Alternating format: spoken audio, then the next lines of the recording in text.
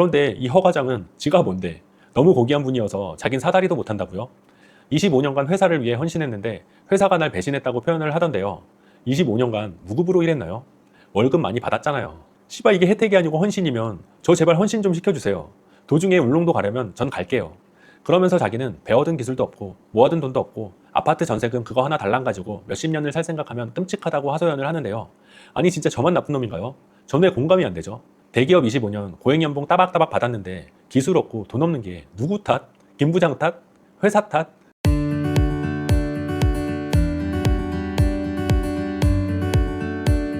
안녕하세요. 주 72시간 족뱅이 아이콘, 자영업자 중년공감 그다남입니다. 삶의 낙 중에 하나가 가게 끝나고 들어와서 새벽에 치맥 먹으면서 넷플릭스 보는 거거든요. 요즘 주변 사장님들이 재밌다 재밌다 해서 보기 시작한 게 서울 자가의 대기업 다니는 김 부장 이야기인데요. 처음에 제목 듣고 자기 자랑하는 드라마인가 싶었어요. 말 그대로 우리나라에 살면서 롤모델이라고 할 수 있잖아요. 성공한 인생. 그런데 또 바꿔 생각하면 일반인으로서야 성공한 인생이지만 그렇다고 드라마로 만들 정도로 성공한 인생은 또 아니고요. 애매한 마음에 보기 시작했는데 푹 빠졌어요. 공감도 가고 재밌더라고요. 오늘 말씀드릴 주제는요. 이 드라마에서 주인공의 입사 동기이자 친구이자 부하 직원인 영업지원팀 허태환 과장에 대해 말씀드리려고요. 제가 지난 영상에서 친구를 손절안에 모내 이 나이에 주책 부리면서 말씀드린 적이 있는데요. 피해의식 있는 사람은 실제로 주변인들을 굉장히 피곤하게 만듭니다. 제가 판단할 때 이 허태환 과장은요. 남 탓, 피해자 코스프레 너무합니다. 아마 여러분 주변에도 반드시 있을 거예요. 이건 무능하다, 유능하다와는 완전히 다른 이야기인데요. 피해자 코스프레가 심한 사람들의 특징이 자기는 이렇게 힘드니까 나 특별 대우해줘 이거거든요. 이분이 회사에서 어떻게 했는지까지는 정확히 나오지 않지만 일단 무능하게 표현이 되잖아요. 그래서 진급이 누락되고 누락되다가 결국은 울릉도에 발령이 나고요. 부서 이동 관련 직무 교육을 하는 장면에서 맨홀 뚜껑 열고 계단 내려가라고 하는데 잘 못합니다. 처음 하는 거니 잘 못하는 건 당연하긴 하죠. 25년간 사무직만 해온 사람에게 저런 걸 시키면 어떻게 하냐라고 말씀하시는 분들 계시는데요. 아니 무슨 계급 있습니까? 누군 태어날 때부터 사다리 타야 되고 누군 고귀하게 사무실에서 키보드 두드려야 되고 뭐 정해져 있는 건가요? 25년간 꿀 빨았으면 고생도 할 수 있죠. 실제로 저도 가게가 아니면 뭘 해먹고 살 수 있을까 고민을 많이 하면서 유튜브로 찾아보는데요. 이미 은퇴한 선배님들의 인생 이막 인터뷰가 있더라고요. 그런 분들만 인터뷰를 하시는 건지는 모르겠지만 대기업 임원 출신 등 정말 어마어마한 경력들의 분들이 많습니다. 이런 분들도 은퇴하고 에어컨 청소, 건물 청소, 타일 공사, 전기 공사 등으로 인생 이막을 살고 계시더라고요. 하수구 배관 막힌 거 뚫어주는 것도 굉장히 수요가 많다고 하는데요. 저도 가게 하면서 배관 막힌 적이 많은데 10년 하다 보니 웬만한 건 직접 뚫거든요. 그런데 이거 힘도 들지만 냄새가 장난 아닙니다.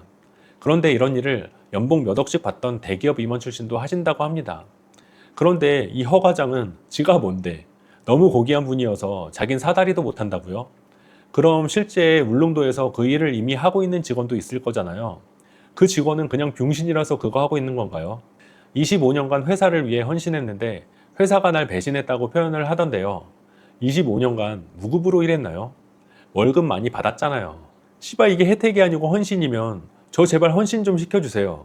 도중에 울릉도 가려면 전 갈게요.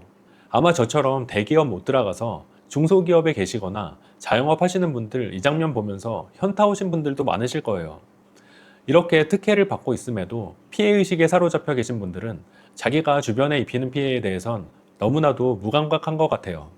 김 부장의 과거 회상 장면에서 자기 동기인 허 과장을 진급시키기 위해 회사에서 잘리지 않게 하기 위해 팀원들의 인사고과를 낮춰서 허 과장에게 몰아주는 장면이 있더라고요. 그 팀원이 이 말 듣고 분노를 억누르는 장면이 나옵니다. 본인 때문에 김 부장은 굳이 하지 않아도 되는 부탁까지 하게 됐고요. 팀원들은 1, 2년씩 진급 누락이 됐어요. 와, 저 장면 보면서 내가 팀원이었더라면 못 참았을 것 같아요. 내가 무능해서 인사고과 못 받는 거야 뭐라 할 수 있나요? 회사를 다니면서 가장 큰 동기부여가 인사고과 잘 받아서 진급하는 거잖아요. 그럼 허 과장과 같은 팀이라는 이유로 다른 팀에 들어간 입사 동기보다 진급이 느려지는 건데 충분히 분노할 만하죠. 그런데 허 과장은 과연 이런 팀 분위기를 몰랐을까요? 바보가 아닌 이상 알고 있겠죠.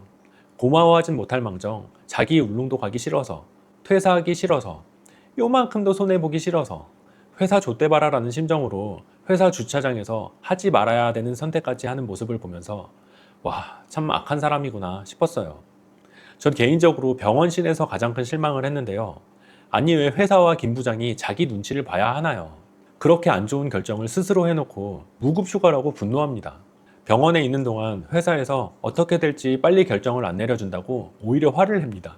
빨리 말을 해줘야 자기도 대책을 세울 거 아니냐라면서요. 기가 막히지 않나요? 울릉도 발령냈다고 안 좋은 선택을 해버리신 분이 대책? 허 과장의 저 말은 중소기업 다니는 구멍가게, 자영업하는 사람에겐 상처예요.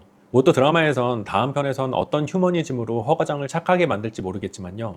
김 부장을 대하는 와이프와 딸내미의 눈빛을 보니까 집에서 가족들에게 얼마나 회사 사람들 뒷담화했는지 추측이 됩니다. 아마 이런 친구 주변에 꼭 있을 거예요. 남 탓하고 피해 망상에 빠져서 자기는 힘든 사람이니까 당연히 난 보살핌을 받아야 되는 거니까 특별 대우는 당연한 거라면서 다른 사람들의 호의를 고마워하지 않는 부류인데요. 이런 사람을 초반에 알 수 있는 방법이 있는데요. 나와 친해지기도 전에, 그러니까 거의 만남 초반부터 자기의 어려웠던 가정사, 불우했던 환경, 혹은 과거에 자기가 받았던 큰 피해 사례, 이런 걸 먼저 말합니다. 전 처음엔 어찌 보면 다른 사람들에게 말하기 어려운 그런 이야기를 털어놓으니 아, 나한테 마음을 연 건가? 나도 열어야 되는 건가? 이렇게 좋게 생각했었는데요. 나중에 알고 보면 저 친구의 가정사, 불우했던 환경, 저만 아는 게 아니고요. 주변 사람들 다 이미 알고 있더라고요. 모두에게 말했다는 거죠. 굳이 자기의 불우한 상황을 주변에 서슴지 않고 말하는 이유는 결국 특별 대우를 원하는 거였어요. 나 이만큼 힘든 사람이니까 내가 가끔 약속 펑크 내도, 내가 가끔 돈을 안 내도, 내가 가끔 내 멋대로 해도 너네가 이해해줘. 뭐 이런 거더라고요. 그렇게 생각하기 때문에 어떻습니까? 다른 사람들의 호의를 고마워하지도 않아요. 왜? 난 힘든 사람이니까요. 당연히 주변 사람들은 이런 나를 도와야 되는 거니까요. 따지고 보면 유복한 집안에서 태어난 사람들이 얼마나 됩니까? 굴곡 없는 삶을 산 사람이 얼마나 되겠냐고요. 그런 거 있어도 굳이 친구한테 말 안 하죠.